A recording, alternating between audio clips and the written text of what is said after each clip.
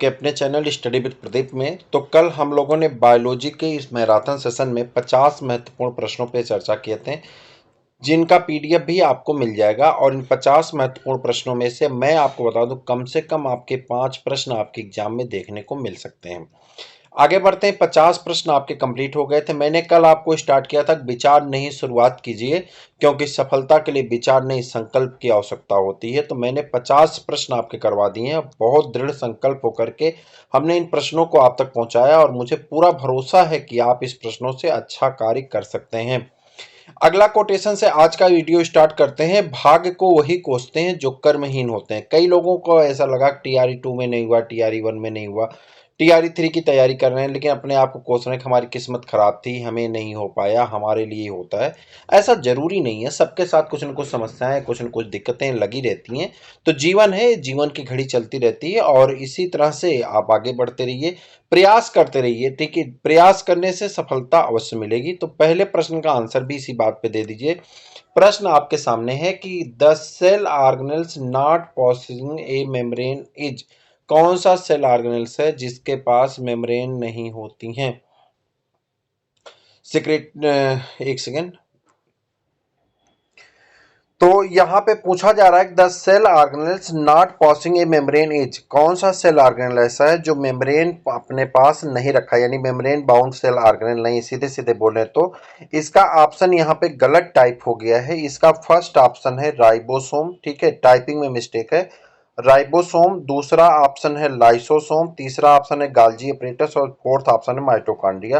तो आपका सही आंसर हो जाता है राइबोसोम। राइबोसोम प्रोकैरियोटिक यूकैरियोटिक दोनों कोशिका में पाए जाते हैं। राइबोसोम जो होता है ये सेल ऑर्गेनेल ऐसा है जिसमें मेम्ब्रेन नहीं पाई जाती,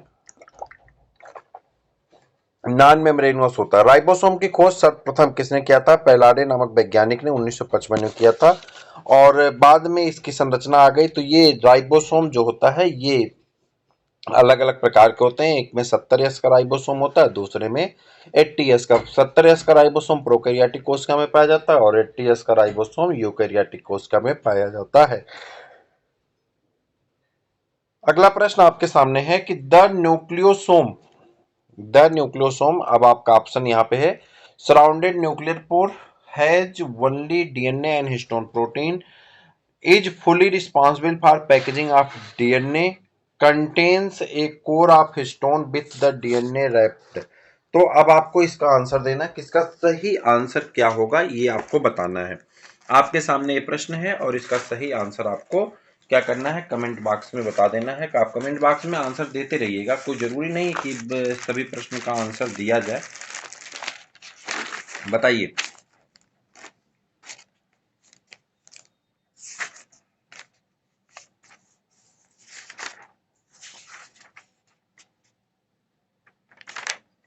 आंसर बोली भाई, सही आंसर क्या होगा इसका?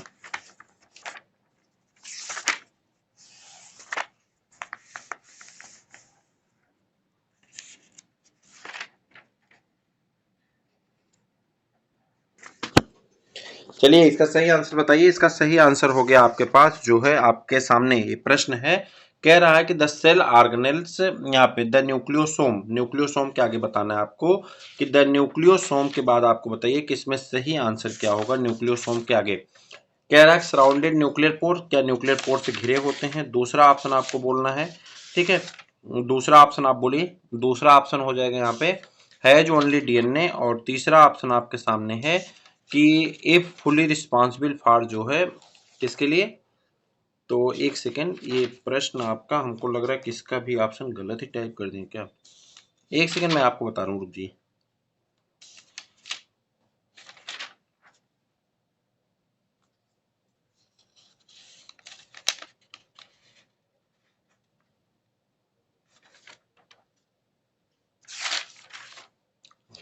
एक सेकेंड भाई, बताने दीजिए। प्रश्न नहीं मिल रहा है, प्रश्न गया कहाँ?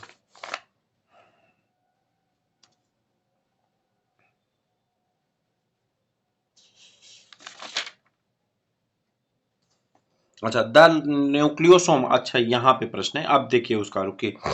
कह रहा है कि यहाँ पे पूछ रहा है कि न्यूक्लियोसोम, न्यूक्लियोसोम क्या है? Surrounded nuclear pore, has DNA and non histone protein, a fully responsible for packaging DNA into chromosome और contain a core of the histone with DNA wrapped. अब आपसे का जो आंसर होता है ये ऑप्शन नंबर डी दिया गया है। कह रहा है ये हिस्टोन प्रोटीन से डीएनए की रैपिंग करने में मदद करता है। न्यूक्लियोसोम आप क्लास 12th में पढ़ेंगे, एनसीईआरटी में क्लास 12th में दिया गया है। ये मैं न्यूक्लियोसोम को कुछ और समझ लिया था, न्यूक्लियोलस समझ लिया था, इसलिए गलती हो रही थी। तो न्यूक्लियोसोम वहां दिया गया कि हिस्टोन आक्टामर से जो है ये घिरे होते हैं। डीएनए पैकेजिंग वाली टॉपिक में पढ़ेंगे तो न्यूक्लियोसोम आपको मिलेगा। सही आंसर क्या होता है, ये ऑप्शन हो जाता है आपका contain a core of histone with the DNA wrapped. आगे बढ़िए। The cell organelle switch is rich hydrolytic enzyme is called. कह रहा उस सेल ऑर्गेनेल का नाम बताइए जिसमें हाइड्रोलाइटिक एंजाइम का जो धनी होता है। तो वह ऑप्शन आपका हो जाता है लाइसोसोम। लाइसोसोम में हाइड्रोलाइटिक एंजाइम पाई जाती है। ये सेल को भी क्या करता है, डाइजेस्ट कर सकता है और ये जो भी न्यूट्रिएंट होता है उन न्यूट्रिएंट को डाइजेस्ट करने में मदद करता है। लाइसोसोम हैव, कह रहा है कि the cell organelle switch is the rich in the hydrolytic enzyme. Lysosome हो गया। आगे बढ़िए। Lysosome have high content of, कह रहा है लाइसोसोम में हाई मात्रा में क्या पाया जाता है, हाइड्रोलाइटिक एंजाइम, जिसमें प्रोटीएज होते हैं, लाइगेज होते हैं, डीएनएज होते हैं, न्यूक्लिएज होते हैं, अलग अलग प्रकार के। प्रोटीएज क्या करते हैं, प्रोटीएज जो होते हैं, प्रोटीएज जो एंजाइम होते हैं, ये प्रोटीएज एंजाइम ये क्या काम करते हैं, प्रोटीन को तोड़ देते हैं। किसमें, अमीनो एसिड में। लाइपेज लिपिड को तोड़ देते हैं। लाइपेज एंजाइम होती है वो किसको तोड़ देते हैं, लिपिड को तोड़ देते हैं। डीएनए लाइगेज, डीएनए लाइगेज आप जानेंगे, इसको पढ़ेंगे, न्यूक्लियोटाइड को जोड़ने वाला हार्मोन होता है। डीएनए लाइगेज की बात करें, ये क्या है, न्यूक्लियोटाइड को जोड़ने वाला हार्मोन है, जोड़ने वाला एंजाइम है, हार्मोन नहीं, जोड़ने वाला एंजाइम है। ठीक है, आगे बढ़िए। Which are the following contain hydrolases, किसमें हाइड्रोलेजेज पाए जाते हैं, तो सेम क्वेश्चन है, लाइसोसोम में ही पाए जाएंगे। ठीक है।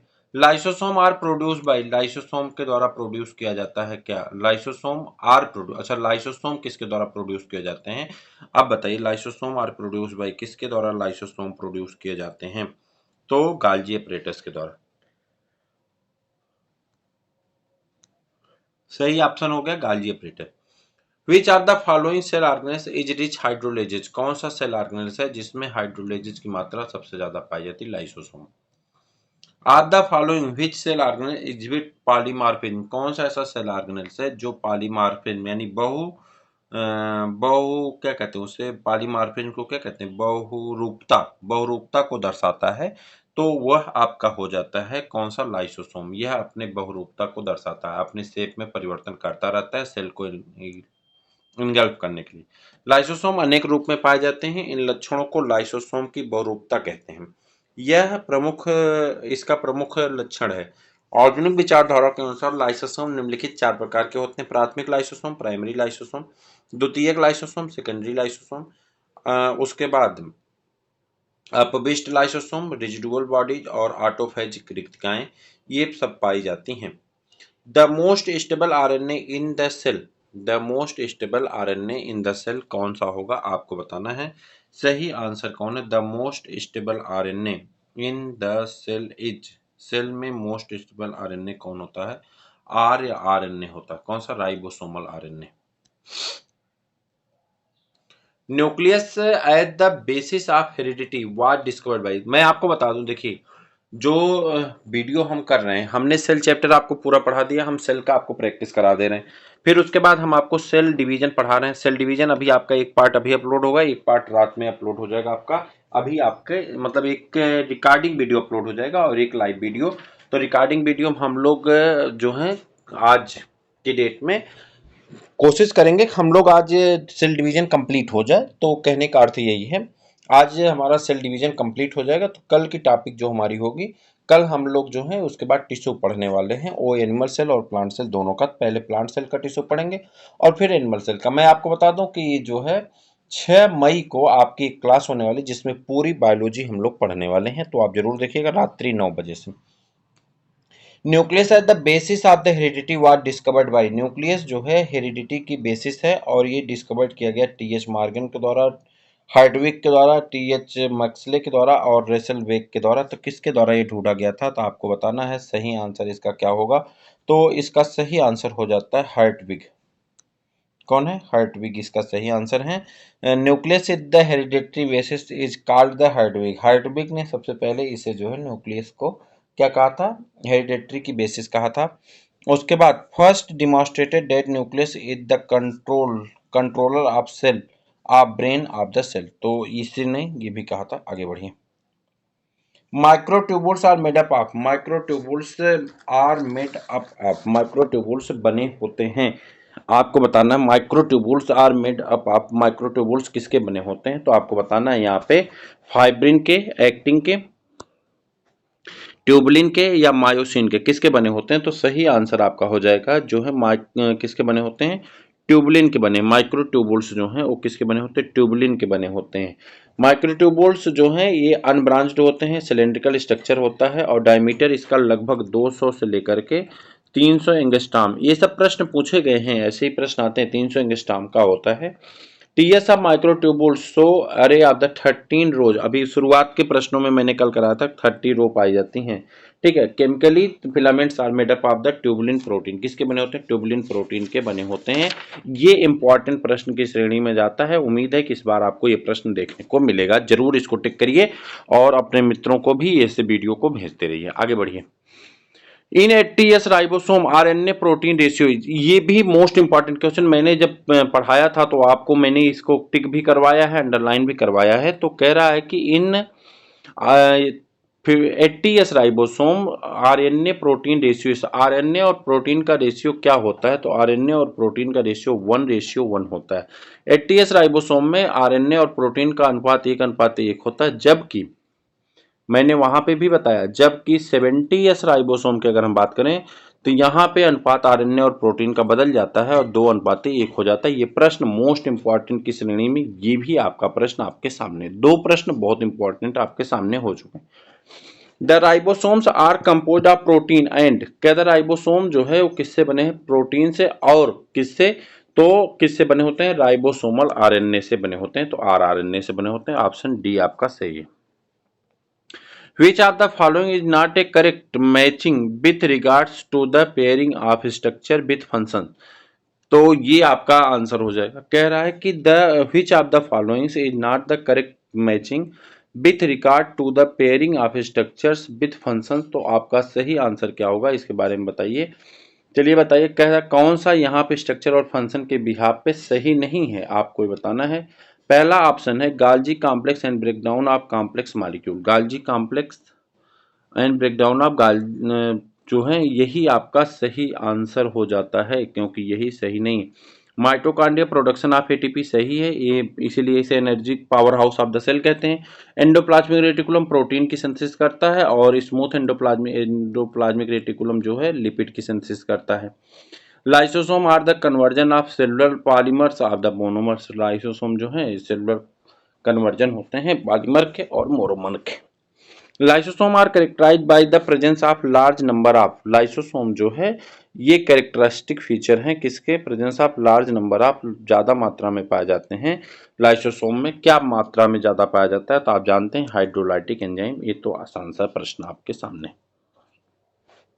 A major function of Golgi body is, Golgi body का मेजर फंक्शन क्या होता है, आपको ये बताना है। A major function of Golgi body is, Golgi body का मेजर फंक्शन क्या होता है, ये आपको बताना है। जल्दी से बता दीजिए कि major function of Golgi body, light dependent photosynthesis, the transport of electrons, linkage of protein with sugar और फॉर्मेशन ऑफ स्पाइंडल फाइबर। सही आंसर क्या होगा ये आपको बताना है। पूछ रहा है the major function of Golgi body, Golgi body का मेजर फंक्शन क्या है आपको बताना है। तो आप कहेंगे linkage of protein with sugar, protein को शुगर के साथ जोड़ने का कार्य करता है, ये इसका मेजर फंक्शन है। आगे आइए। If a mild if a mild toxin is introduced into a cell, which one of the following will remains be responsible for the detoxification process? तो आपका सही आंसर हो जाएगा। कह रहा डिटॉक्सिफिकेशन प्रोसेस में कौन जो है उपयोग में आते हैं, तो यहाँ पे डिटॉक्सिफिकेशन रिएक्शन में एंडोप्लाज्मिक रेटिकुलम उपयोग में आते हैं। आगे, DNA of the mitochondria is, mitochondria का डीएनए होता है, DNA of mitochondria is, mitochondria का डीएनए होता है, कैसा होता है, ऑल ऑफ द एबव, सभी प्रकार का होता है। माइटोकॉन्ड्रिया का डीएनए जो होता है नेक्ड होता है, डबल स्टैंडर्ड होता है, सर्कुलर होता है, ऑल ऑफ द एबव, सही आंसर हो जाएगा ऑल ऑफ द एबव। कैसा होता है, ऑल ऑफ द एबव जैसा, सबके जैसा। The place of formation of glycolipid and glycoprotein in cell is, कह रहा है the place of formation of glycolipid and glycoprotein in cell is, cell के अंदर ग्लाइकोलिपिड और ग्लाइकोप्रोटीन का फॉर्मेशन होता है, क्या कहते हैं, तो इसे कहा जाता है राइबोसोम, लाइसोसोम, प्लास्टिड और गाल्जी बॉडी। सही आंसर क्या हो जाएगा, तो यहाँ पे सही आंसर हो जाएगा Golgi body. Ribosome are site for, ribosome जो है साइट है किस चीज की, ribosome are the site of protein synthesis, ribosome किसकी साइट है, प्रोटीन सिंथेसिस की साइट होती है। F1 particles are found in, F1 particles पाए जाते हैं किसमें, तो माइटोकॉन्ड्रिया में। F1 पार्टिकल्स किसमें पाए जाते हैं, माइटोकॉन्ड्रिया में पाए जाते हैं।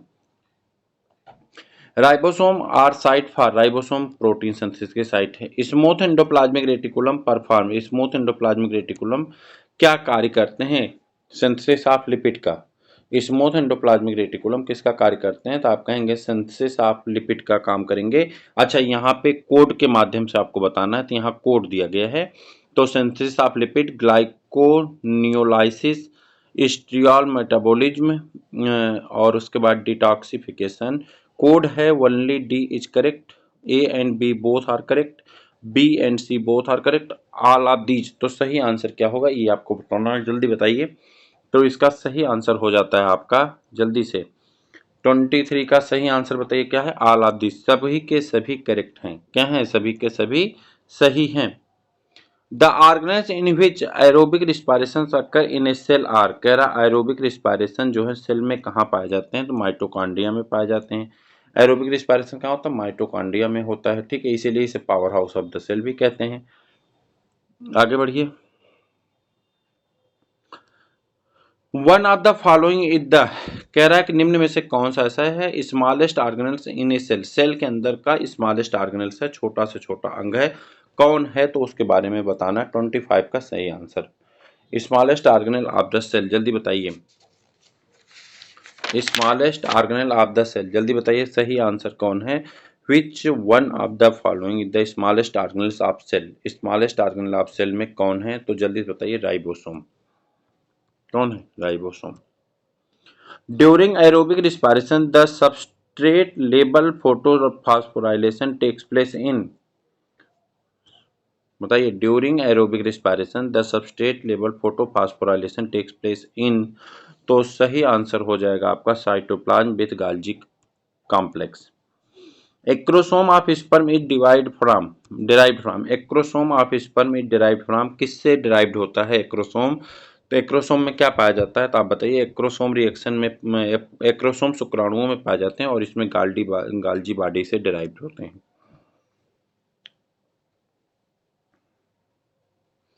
Acrosome is made up of, acrosome किसके बने होते हैं, तो एक्रोसोम जो है बने होते हैं किससे, गाल्जी बॉडी से। एक्रोसोम किससे बने होते हैं, गाल्जी बॉडी से बने होते हैं।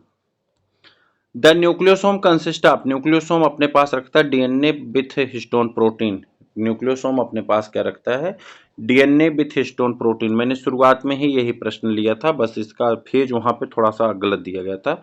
बार bodies are absent in, bar bodies किस में पाए जाते हैं आपको बताना है, bar bodies are absent in Klinefelter syndrome, Turner syndrome, और ये पीजीटी बायोलॉजी का प्रश्न है, और human females both A and B, सही आंसर आपको बताना है टर्नर सिंड्रोम में। और टर्नर सिंड्रोम की अगर हम बात करें तो टर्नर सिंड्रोम की जो कंडीशन होती है ये क्या होती है, 1949 में बार एंड बार्ट्रम ने बिल्लियों की त्वचा और मुखौरों पे श्लेष्मा आत्मिक केंद्रक में ये कला देखा था, और इसको जो है हम लोग बार बॉडी कहते हैं। आप कमेंट बॉक्स में बताइए टर्नर सिंड्रोम में X0 कंडीशन होगी कि XY कंडीशन होगी, कौन सी कंडीशन होगी, इन दोनों में से एक ऑप्शन आपको बताना है, ए और बी में, और कौन सा क्लाइनफेल्टर सिंड्रोम में कंडीशन पाई जाएगी, कमेंट बॉक्स में लिखिए। Sub unit of ribosome connected with mRNA, some unit of ribosomes connect with mRNA, कौन सी यूनिट है राइबोसोम की, जो mRNA से कनेक्ट होती है? जल्दी से बताइए। सब unit of ribosome connect with mRNA। Ribosome एक जटिल आणविक मशीन है जो सभी जीवित कोशिकाओं में पाया जाता है। यह प्रोटीन संश्लेषण की क्रिया में अहम भूमिका निभाता है। राइबोसोम mRNA के द्वारा राइबोसोम की उप इकाइयों अमीनो एसिड पर निर्दिष्ट क्रम में जोड़ता है। राइबोसोम की उप इकाइयां आपस में जुड़ी रहती हैं। आरएनए में 3 प्रकार के फैक्टर IF1, IF2 और IF3 पाए जाते हैं। वहीं mRNA तथा tRNA के आपस में जुड़ने के लिए IF2 कारक प्रारंभ में उत्तरदायी होता है। लेकिन हमारा प्रश्न तो कुछ और है। प्रश्न पूछ रहा है तो इसके हिसाब से आंसर आयोग ने नहीं दिया। 2009 में यह प्रश्न पूछा गया है और आयोग ने इस प्रश्न का आंसर जो है किसको सही माना है, तो इसने किसी को सही नहीं माना है, तो ये प्रश्न हमारा गलत हो जाता है। आगे, Which of the following organelles is derived of the DNA? It is the capable of duplication.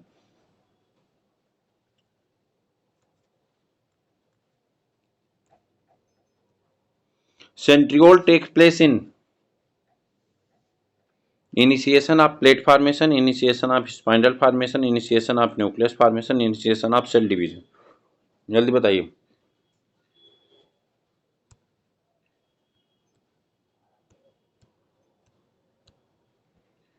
ऑटोफेजिक vacuoles होते हैं lysosome. Which scientist coin the term chromosome? Chromosome शब्द किसके द्वारा दिया गया था? मैंने आपको बताया है क्रोमोसोम शब्द जो है वाल्डेयर के द्वारा दिया गया था, और मैंने बताया था वाल्डेयर ने सर्वप्रथम जो है क्रोमोसोम को गुणसूत्र कहा था।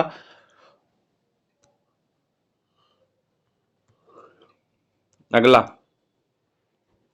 ए major functions of Golgi body is. Golgi body का मेजर फंक्शन क्या होता है? गाल्जी बॉडी का जो है मेजर फंक्शन क्या होता है? गाल्जी बॉडी का मुख्य कार्य है, गाल्जी बॉडी का मुख्य कार्य क्या है आप बताइए? गाल्जी बॉडी का मुख्य कार्य है linkage of protein with sugar, protein को शुगर के साथ जोड़ना, ये इनका मुख्य कार्य है। Which among the following cell organelles is not surrounded by any membrane? कह रहा कौन सा सेल ऑर्गेनेल है जो किसी भी मेम्ब्रेन से ढका नहीं होता है? राइबोसोम। शुरुआत में भी यही प्रश्न था आपका। उसके बाद पूछ रहे हैं endoplasmic reticulum was first observed bye. Endoplasmic reticulum को सबसे पहले किसने देखा था? आपको ये बताना है। एंडोप्लाज्मिक रेटिकुलम को सर्वप्रथम किसने देखा था? आपको ये बताना है। तो एंडोप्लाज्मिक रेटिकुलम की जो कहानी है पोर्टर के द्वारा अंतःप्रदब्बी जालिका, जिसे एंडोप्लाज्मिक रेटिकुलम कहते हैं, का आविष्कार KR पोर्टर ने 1945 में किया था। जीवाणु तथा नीली हरी शैवालों में यह अनुपस्थित होता है। अलेक्जेंडर फ्लेमिंग ने 1929 में पेनिसिलिन की खोज किया था और W फ्लेमिंग ने क्रोमेटिन शब्द दिया था। सी बेंडा ने सर्वप्रथम माइटोकॉन्ड्रिया को 1898 में माइटोकॉन्ड्रिया कहा था। तो यहाँ पे सही नाम किसका हो जाएगा? तो सही नाम हो जाएगा पोर्टर।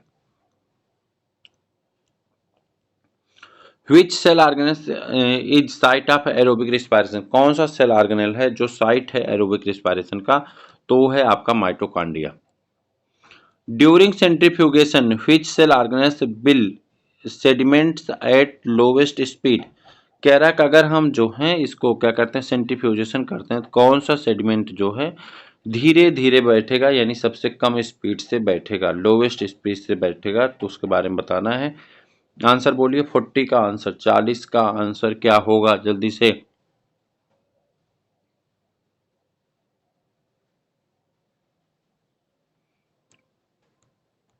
न्यूक्लियस। आगे बढ़िए। The cell organelles responsible for cell plate formation at the time of the cell division is. कह रहा है सेल ऑर्गेनेल जो है सेल प्लेट फॉर्मेशन के लिए काम करते हैं किस पे? Formation at the time of cell division, cell division के समय कौन सा सेल ऑर्गेनेल ऐसा है जो प्लेट फॉर्मेशन का काम करता है? तो है गाल्जी बॉडी। अगला, which of the following cell organelle passes a single unit membrane? कौन सा सेल ऑर्गेनेल ऐसा है जो सिंगल यूनिट मेम्ब्रेन से बना होता है? लाइसोसोम। कौन सा ऐसा सेल ऑर्गेनेल है जो सिंगल यूनिट मेम्ब्रेन से बना होता है? और वो होता है आपका लाइसोसोम। डी डुबे ने लाइसोसोम की खोज की थी। Cartwheel structure are exhibited by. Cartwheel structure जो है किस में एग्जिबिट होते हैं? सेंट्रियोल्स में। Organelles which are found in mid piece of the sperm, कह रहा कौन सा ऑर्गेनेल है जो मिड पीस ऑफ स्पर्म में पाया जाता है? माइटोकॉन्ड्रिया एंड राइबोस, कह रहा कौन सा ऐसा ऑर्गेनेल है जो स्पर्म के सेंटर में पाया जाता है? जल्दी बताइए, स्पर्म के सेंटर में पाया जाने वाला कौन हो? Mitochondria and centrioles. The major function of contractile vacuole, contractile vacuole का मेजर फंक्शन क्या होता है? ऑस्मोरेगुलेशन का कार्य करता है। Excretion, circulation, osmoregulation, all of these. सही बताइए, सही आंसर क्या होगा इस? तो सही आंसर होगा osmoregulation. Cell secretion is done by, cell secretion सही होता है, डन होता है किसके द्वारा? Cell secretion is done by, जल्दी बताइए। गाल्जी कॉम्प्लेक्स के द्वारा। आगे आइए। Which of the following cell organelles is in the continuation with the outer membrane of nucleus?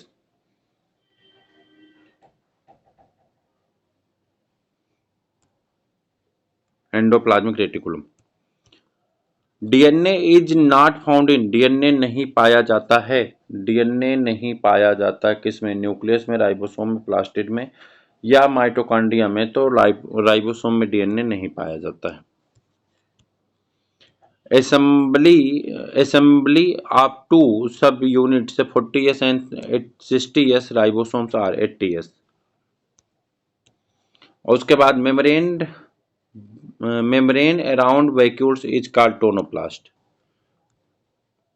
तो ये कुछ इंपॉर्टेंट क्वेश्चन थे जो हमारे होते हैं खत्म। इसके आगे की श्रृंखलाएं आपकी दोबारा आने वाली हैं। हमने 100 प्रश्न किए हैं और मैं भरोसे से कह सकता हूं कि इसमें से 10 प्रश्न आपके एग्जाम में अवश्य पूछे जाएंगे। आप अपने मित्रों को भी शेयर कर दीजिए। आज के लिए इतना ही, फिर मिलते हैं किसी और वीडियो में, तब तक के लिए इजाजत दीजिए। जय हिंद।